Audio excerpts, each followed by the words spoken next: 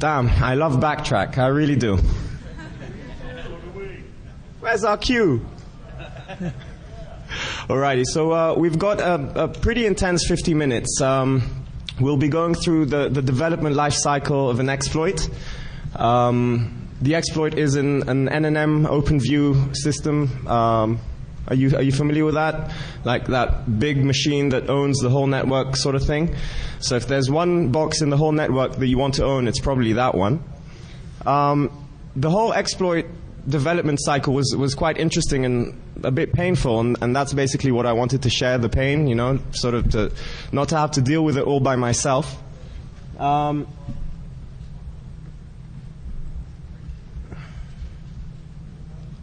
So basically what we'll be doing today is we'll be going from bug to 0 day. We'll just retrace all the steps that we took in order to own NNM, from fuzzing until the whole, you know, developing through Ollie and getting our shellcode in there, and we'll see that we had to face all these nasty difficulties, which took a lot of sleep and lack of sleep and lots of trouble with the wife sort of thing.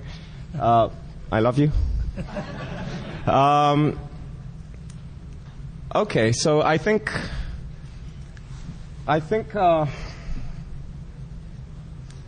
we'll just drop straight into the demo. I think we might be a little tight on time. This is basically our OpenView NNM system, which we were encountering. We were actually fighting with this in a pen test. And what we decided to do at some stage when we noticed that there weren't any plausible attack vectors is to start, you know, prodding the 0 day angle, seeing if we could find something, some low-hanging fruit that would eventually give us or compromise the system. So a quick port scan revealed that there's all sorts of funky services running on NNM, from, you know, SNMP services to HTTP services and everything. So we went for the lowest hanging fruit and we started bashing away at the HTTP service. And oddly enough, in less than 60 seconds, the thing blew up. So I'd like to show you the whole process, the development of the spike file that we used, which was ridiculously simple. And while I'm in the intros, I'd like to say no thanks to HP, which didn't even bother returning a mail after 2 calls and 3 mails telling them that they've got a unauthenticated overflow which could lead to system compromise, and they never even bothered returning a mail. So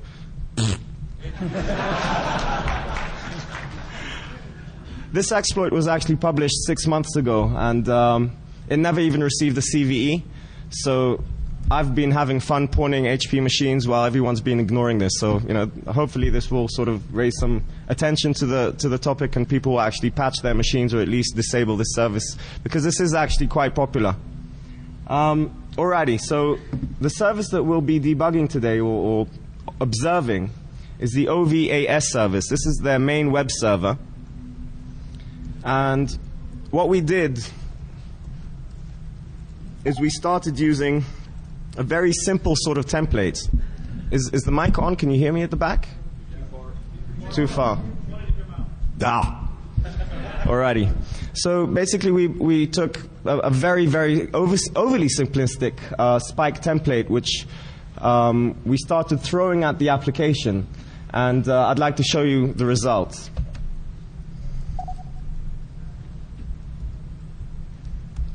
Obviously, the wonderful thing about this is that we're all doing this on BackTrack, so the whole process was self-contained to one sort of debugging session. So if you look at the spike file,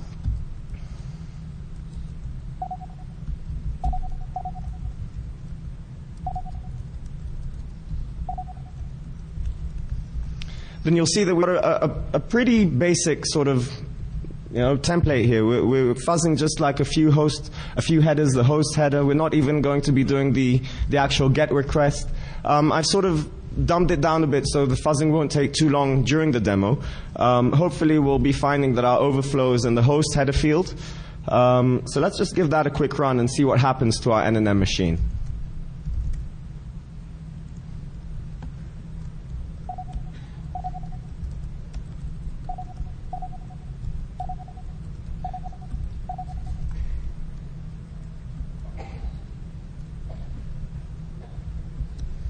So we'll use the audits SPK file, HTTP SPK file. And just by running this, what am I missing? Port.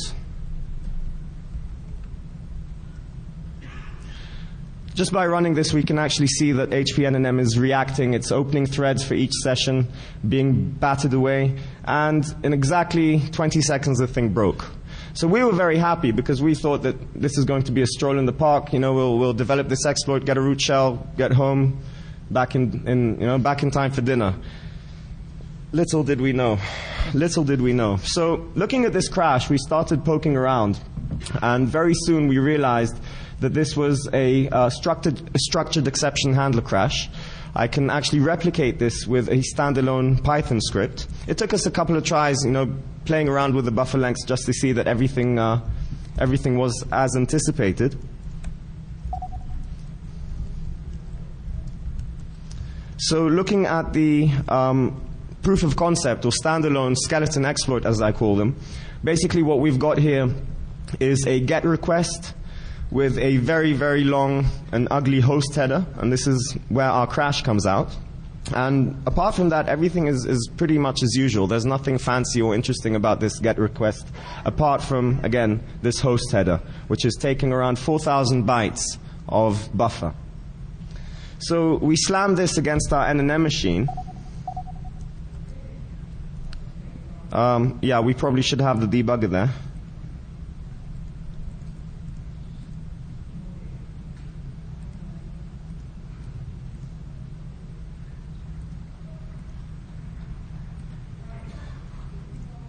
And we'll take the OVAS process and let it live.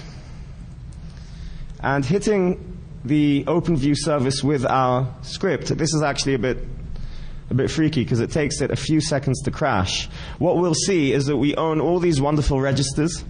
We own a bit of the stack. And possibly the best part of this whole thing is that we own the structured exception handler. Now, usually what we'd want to do in a situation like this is allow the exception to occur. So I'll just simulate that by pressing Shift F9. And here we have EIP, which is all ours. So we're all happy and giddy about this, and yes, we're going to own this thing in 30 seconds, because all we need to do now, as you usually do in structured exception handler overwrites, is you need to find a nice place that contains a pop ret instruction, and that will basically bring us right here. So the rest of our buffer, which is usually where we'd shove our shellcode in, would be right here. Now notice that we are pointed to 4 bytes before our value that overwrites EIP. And usually what you do in a standard structured exception handler exploit is use these 4 bytes to jump over this address so we don't actually execute these bytes. And then here you'd be putting your bind or reverse shell. If we look at this a bit further, we'll see that we've got around 400 or 500 bytes for shellcode, which is usually enough. I mean, you could probably get away with a reverse shell of 350, 400 bytes, unless you need to start encoding it. So the first thing we did, all happy and joyous, is look for a pop-up rec command to get us back to our buffer. And this is where things started to get really, really ugly. We found an address in one of the HP DLLs, which obviously isn't compiled with safe SCH or GS or anything. It's just out there. So looking for the first address, I think I might still have it here in Ollie. Yes. So we found this address, which indeed contains a pop ret command. Now just take note of these values here, because this is going to play an interesting part in the next few minutes. So essentially what we'd like to do is go to our proof of concept exploit and change these 42 bytes into our address that will lead us to our pop-up ret. So we did this, and we just took that wonderful address, shoved it here, and it's padding just at the right place. Okay, I skipped a few steps of finding the right place in the buffer, etc. That's not what we want to deal with today. We're going to look at the harder aspects of developing this exploit. So we send this, and let's see what happens.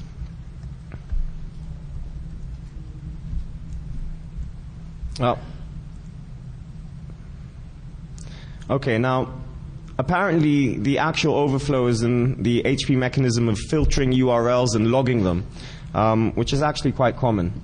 So once again, we've got our structured exception handler, which catches the error, but something is wrong here. Take a look at this. I'll show you what the original value should have been and what it ended up as. So the original value should have been 5A02EF74. And what we got here, well, I see a 02 and I see a 74, but something has gone wrong here. So we tried this a few times thinking that we did something wrong. But essentially, at the end, what we realized is when we looked at the actual placement of our buffer on the exception handler, we saw something funky here. I'm not sure if you can see it over there at the back, but it looks like something expanded. Do you see that 5A right here? That 5A should have been the first thing to overwrite our address. And we can see our 5A here. Let me just show you the original address. We can see our 5A. We can see our 02. And it looks like our EF has been mangled. All right, because 74 is here. So EF is basically transformed to, what is it, AFC something.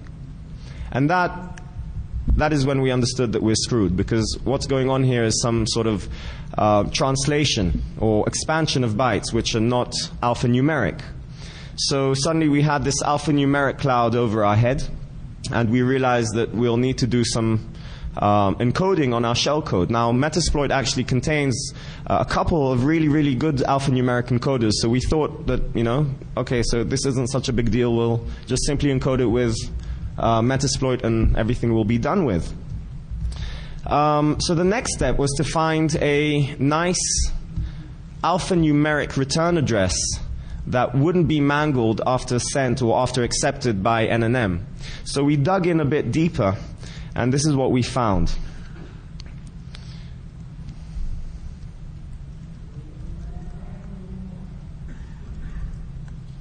All right, so this is the address, again, somewhere in NNM, one of the DLLs, lots of them to look for.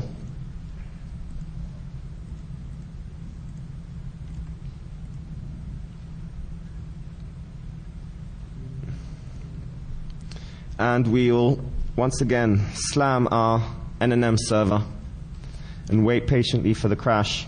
This actually freaked me out yesterday because I was sending the buffer and waiting for a couple of minutes until the crash occurred. I thought everything had gone to hell, but thankfully it stayed. So once again, we've got our structured exception handler. This address is good. This address does not get mangled in any way, and this will directly lead us to a pop-pop-ret instruction set. So I'll allow the exception to occur. I'll press Shift F9. I'm taken to a pop-ret. Now notice what happens here on our stack. We pop one, and then we return back to our buffer. So if we follow this in dump, these are the exact bytes that we're jumping to, and these are the exact bytes that constitute our return address. So we take the jump, and usually what we do here is we take a short jump over the return address and put our shellcode here. Now a short jump would be an EB something, EB10 for example, and that would just very, very conveniently take us there. But then we realized that EB is not in our allowed instruction set. In fact, we're only allowed a very limited instruction set, a range of bytes that we can use. I think I've got it somewhere here just to give you a bit of reference. Alrighty, so you can see that this thing isn't pure alphanumeric. I mean, you've got some of these bytes here, but it is a very limited instruction set, and we can't just do, we can't even have our short jump. We can't even use EB. So this is where things got really, really hairy, and we had to think sort of very, very hard on how to do this. So after bashing our heads a bit, we realized that we might try to use a conditional jump.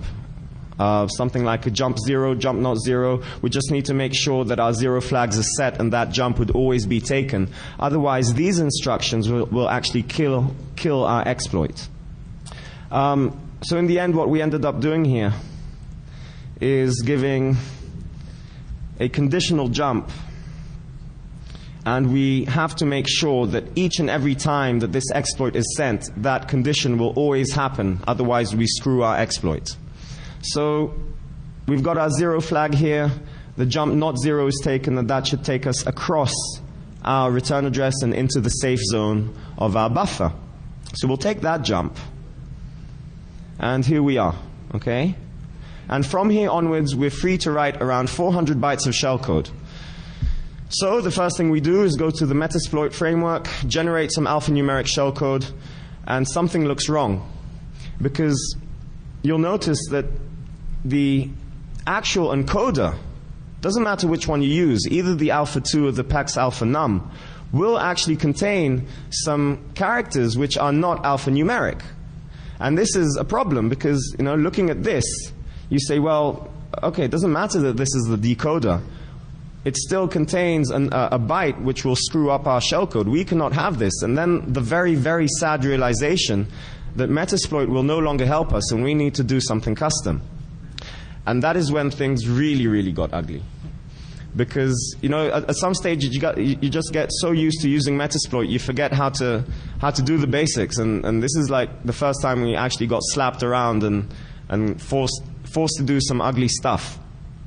Luckily for me, I saw this article about Venetian shellcode, and I got this interesting idea there that came up to me, and I said maybe we can use that technique in order to write our own alphanumeric shellcode here. Now the other problem that we have is that we only have around 400 bytes of space. Now if we want to have a reverse shell or a bind shell, that's around, I don't know, 250, 300 bytes, and if we want to encode that, you're at least doubling that. So there's no way that our original space for our shellcode could cover all of that. And then we think, okay, so maybe we need a smaller payload, something like an egg hunter, that could look for a second larger payload in memory, and we'd have to figure out a way of getting the second payload into memory, and then the first payload, the egg hunter, would actually search safely through the address space and find our final payload and give us a bind or reverse shell, whatever it is. Yes, it did get hairy, because now what that means is that we need to manually encode 32 bytes of egg hunter code. The egg hunter that we used was one of Matt Miller's creations, amazing stuff, really, really. 32 bytes of magic, if you ask me. So let's just take some reference, take a while to look at the egg hunter shellcode itself. The egg, or that signature that the egg hunter will be looking for, is root, W00T, all in capitals. And you can actually see the egg right here inside the assembly code. If anyone's interested in seeing the actual code, then come to me later. I'll show you the article by Matt Miller and give you some code examples. But essentially, these are the bytes that we'll need to write and encode manually. So the technique that was mentioned in the Venetian shellcode article basically said that the right way to, or the easiest way to get past the alphanumeric situation is to actually carve our own shellcode in memory in real time and very elegantly place it onto the stack in a place where we anticipate that execution will reach. This sounds much more complex than it actually is. I think it's much easier to see this in action. So what I'll be doing now is I'll be writing the shellcode in Oli and explaining each line what it does.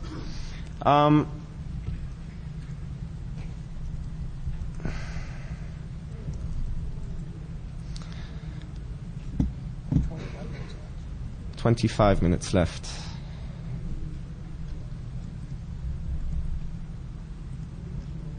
Alrighty, so that's the first part of the shellcode, and it's actually not too complex. Notice that the shellcode is composed of really, really basic instructions, and all the all the characters, all the opcodes are allowed. So basically we're limited to things like add, sub, push, pop, and a few others. But that's pretty much it. And that is the instruction set that we have to start carving our shellcode in memory. We'll be using EAX for several calculations. So the first part of the shellcode basically says, whatever you have in EAX, zero it out. Okay, so EAX is 0 already, but let me just shove some values here so you can actually see the process happening. And we'll step that and step that. So EAX is now 0, and I know that all my calculations are beginning from a clean slate. The next thing I do is I want to locate my position in the stack, because if I will be carving out shellcode on the stack, I need to know where it's carved, and I need to carve it in a place where execution will reach after my first stage shellcode. So looking at the actual memory dump, we would probably want to write our 32 bytes of egghunters around here. So in order to do that, we need to find our current location in the stack, and we can do this by using a really cool trick by pushing ESP, the stack pointer, to the top of our stack and then popping it to EAX. So now EAX actually holds the value of ESP, and we can start doing calculations on EAX. The next 3 lines basically align the stack to exactly the place that we want to write our shellcode. This is actually an interesting calculation, because if we take this, that, and the other command, then EAX should now be pointing to exactly this area. So our stack is aligned to the place that we want to write our shellcode. Now that we've got that in place, we actually write the egghunter shellcode once again using the sub and add commands. So just take a look at the rest of the shellcode and see what that looks like.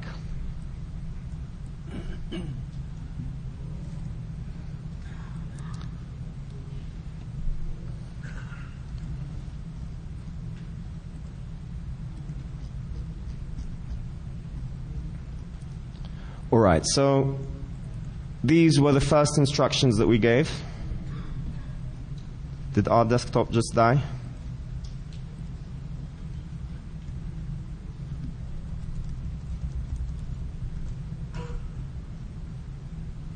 These were the first instructions that we gave. And now, once again, we zero out EAX in order to start writing and carving our shellcode in memory. And just again, just to make sure that you've seen that, notice these last 4 bytes of our egghunters. These will be the first 4 bytes that we write in memory. So, E7FF, E775. We'll do some calculations. We'll work on EAX, subtract these 2 values, and look at the value that we have in EAX right now.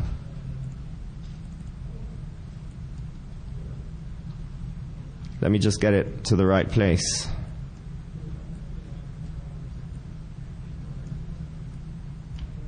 Do you see that? That's my 75, that's my E7, that's my FF, and that's my E7. So I've got that value on the stack now, and what I'm about to do is I'm going to push it to the exact place where I had it aligned to before. So we'll push that, and you should see the last 4 bytes of the egghunters written to the stack. Oh, that ran a bit too fast. Okay, I've already written 2 lines. Let's do that again, just so you can see it happening in real time.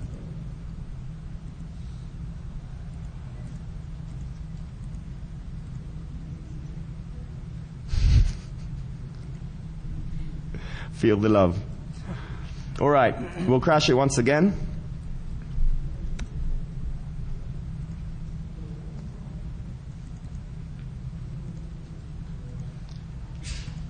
We'll take the jump, we'll pop ret it, we'll gently jump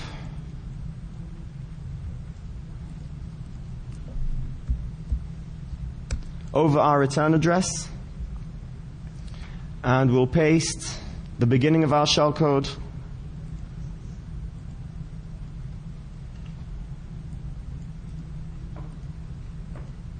Great. So once again, we zero out EAX. We find the location of where we are on the stack. We align our stack to where we want to carve our shellcode. And now we start writing the shellcode.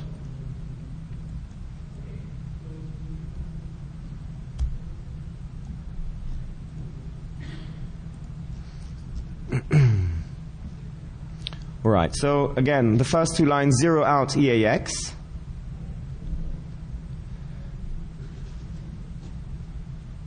These are the last 4 bytes of our shellcode, of our egg hunter shellcode. We push these onto the stack, and there you have them. And then we continue. And then we zero out EAX once again, and we write the next 4 bytes, and we push them onto the stack. And again, zero out EAX, and we keep on doing this with all the 32 bytes of our egg hunter, and slowly our egg hunter materializes just at the end of our buffer. Once again, zero out EAX, do the calculations for the next route, push it onto the stack, and so on. Now, where exactly are we pushing this stuff? Because once this loop finishes and I've pushed all my 32 bytes onto the stack, well, it was aligned in such a way that as I continue the code execution, I will actually meet my egg hunter. And from here on, basically what happens is that the egg hunter kicks in and starts looking for the final payload, which is a bind or reverse shell. So let's do that. Let's take all these modifications, let's put them in a script, run it, and see how the exploit works. And also look at the egg hunter in action, because this is probably one of the nicest pieces of assembly that you could ever use in an exploit like this. We also had another problem, which I didn't mention. Where do we put this large payload, this large, I don't know, 600, 700 byte payload of a bind or reverse shell? So mucking around with the NNM service, we actually saw that if we append an unlimited amount of data at the end of our HTTP request, that wouldn't actually be affected by the OV filter, and we wouldn't be getting any bad characters and nothing would be mangled. So this is an ideal place to put even 1,500 bytes of shellcode. So that is where our second stage shellcode will reach. And don't forget, as always with an egg hunter, we always need to have that signature, that egg, that the egg hunter will know to identify and act upon once it sees it. So let me run this final working exploit and show you how how we actually got to execute code on NNM. How are we doing with time? Alrighty. So we hit NNM once again. Same sort of idea, the structured exception handler. Yeah, it has to kick in. We've got our wonderful, friendly return address. We take the jump. We pop ret. We do the funky jump over the return address. Ugh, I wanted to do something with that. Hold on. Sorry.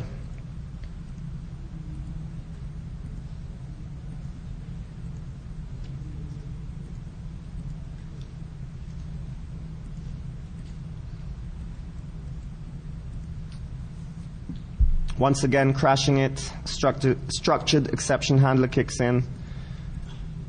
We take the jump, take the pop ret, jump over our return address, and right here I'd like to make a tiny change just so any future changes are actually seen in Oli better. It'll get this red highlight than just normal highlighting. So let's start walking through and see what happens. Once again, EAX gets zeroed out. We push our stack location into EAX. We do some calculations on it. We align our stack to where we want to write our egg hunter payload. And then we start writing the egg hunter. So ESP starts decoding our egg hunter shellcode. And we end up meeting it. Now, our egg hunter will look for instances of root, capital W, 0, 0, capital T. And once it finds 2 of these in a row, it will assume that our shellcode is right after that. So what we'll do is, let's put a couple of breakpoints in these instructions. This is basically the command that looks for the first instance of root. If that is found, then we look for another instance of root, and if that is found, we jump to the location that comes immediately after that, i.e. our shellcode. So let's give that a run, and we hit our first breakpoint. It's currently looking at this memory address, looking for these bytes, W00T, or the other way around. Okay, not here, go back, search again. Not here, go back, search again. And you can actually see EDX is the main counter used to search through memory. Okay, this could take a really, really long time because we might be looking through 4 gigs of RAM, which is, a lot. So let's skip this breakpoint and ask the egg hunter to stop and show us what's going on after the first root has been identified. So we'll let that run.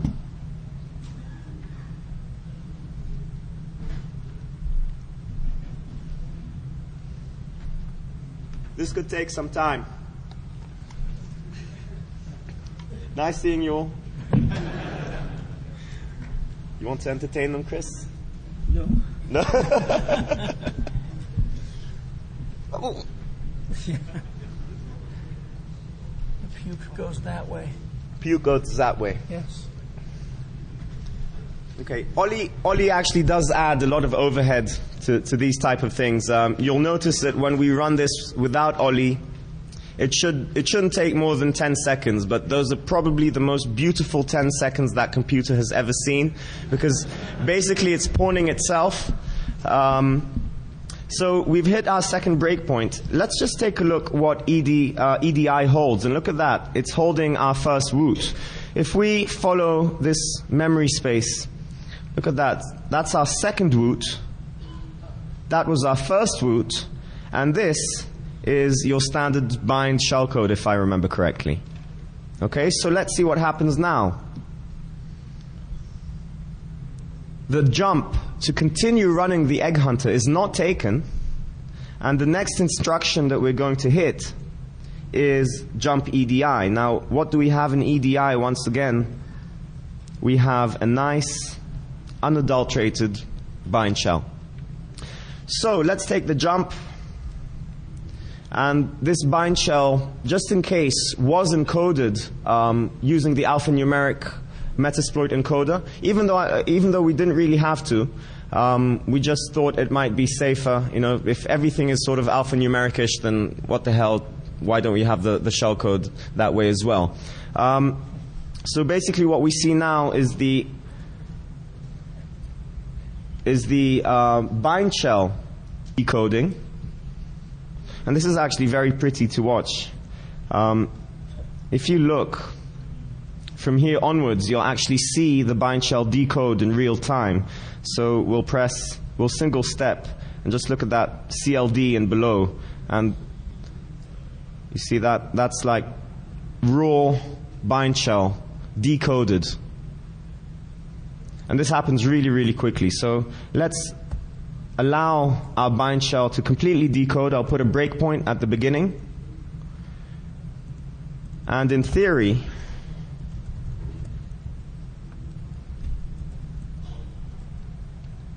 we have nothing listening on port 4444 right now. If we now let this bind shell run,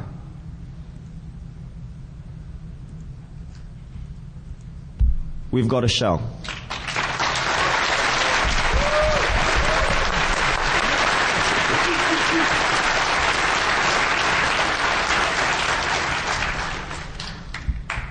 So just to have, like, you know, the meat and everything will do that. And that's actually interesting. We won't go into that right now. What I'd like to show you, though, is what I'd like to show you is the actual exploit running in real time, so you can get an estimate of how long the egg hunter does search through endless amounts of memory space, and obviously also look at the process shooting up to 100%, which again is probably, you know, the nicest part of this whole thing is that the machine is literally hacking itself. Because what you've done is you said, well, I've got a buffer somewhere, it's got a shellcode, it's got a bind shell, look for it, and when you find it, execute it and make me some coffee while you're at it, sort of thing. Alrighty, so what do we want? How do you get to the task manager thing? BackTrack! Ah, yes, that's the one. It's okay. All right, so what's this little box right here? As the machine gets hacked,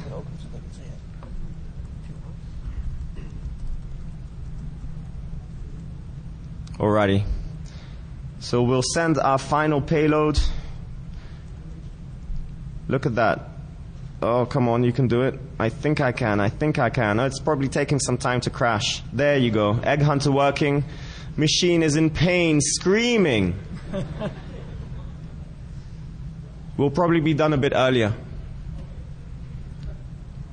And you know exactly when to look for the shell, right?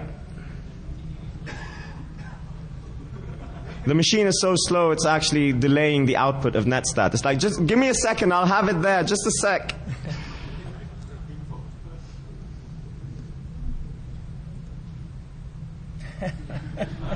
Isn't that beautiful? I mean, all right, so the shellcode, the egg hunter looks like it's calmed down, which would probably indicate that we've got our shell.